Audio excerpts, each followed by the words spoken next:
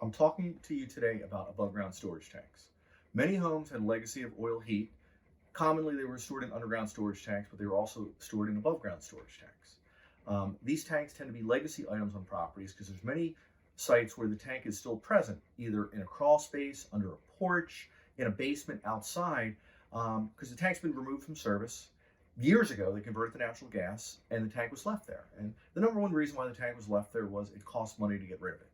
Okay, tank's never going to be used again. And how these come up is during real estate transactions, you're supposed to disclose if you've ever had any kind of oil heat, and if you did, you're supposed to document. You want to make sure the tank didn't leak.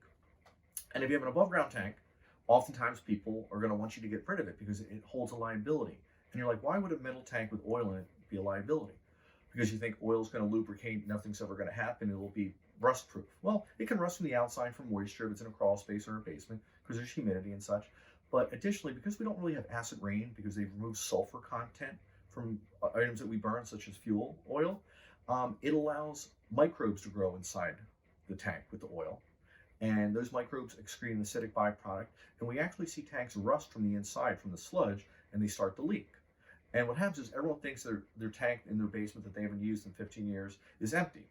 Let me tell you, you tap on a full tank or a near empty tank, they sound the same. It's like a drum. It just makes that echoing sound.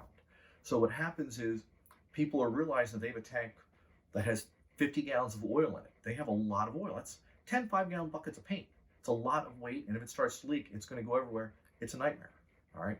When you're dealing with an above ground storage tank, you want to hire someone, and it's not for a couple $100, who's going to get a permit, because the permit fee could be $75. We actually just paid one. It was $89 for a permit fee for a tank in a basement. You want them to come remove the tank, document it. They give you a little report, because every person has a camera on their phone to document that this tank was here, the tank wasn't leaking. We were removing it because you're putting a trench drain in. That you want to take more space in the basement. You're selling the home and you want to get rid of it. It's been bothering you for years.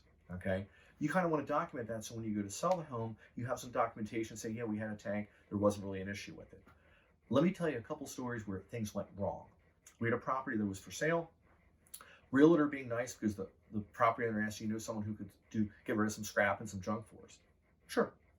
They found a person to do that, and they also had an oil tank on the property in the basement. So as they're doing all this, they said, could you get rid of the tank? And they said, sure, we'll get rid of the tank. And let me tell you, these tanks, it's about $15 to $22 worth of scrap. Not a huge sum of money, about 2 pizzas, or a pizza and some drinks, okay? In any event, in this story, the person doing the tank, or clearing stuff out, went into the house, asked the wife if she had a bucket. Gave the person a bucket. He must have mucked out the material, and he threw it on the property behind the garage. How do we know this? Later on in the day, after the people had left, the neighbor came over and said, did you guys do something with some oil, because I smell oil? And they looked around, and you could clearly see where several buckets had been thrown behind the garage. I've seen the same thing happen. I've seen people do it in toilets, in sumps, in the backyard. So I'm like, some crazy stuff happens. And I'll tell you another crazy story. Similar place, we had a gentleman who had like a 4-unit apartment building. It was a house that was converted into different units. And he had this weird little basement that was part of an addition, had a dirt floor, had a heater in there, and he had an above ground storage tank that hadn't been used in 30 years. He was having someone demo a boiler in another basement. And this is not a huge building, it's an old Victorian, quite frankly. And he asked the person, hey, could you get rid of this oil tank for me? The guy's like, yeah, sure, I'll get rid of it for you, no problem, right?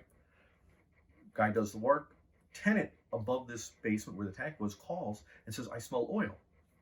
The owner comes over there, and it's a dirt floor. There's black oil all over the floor.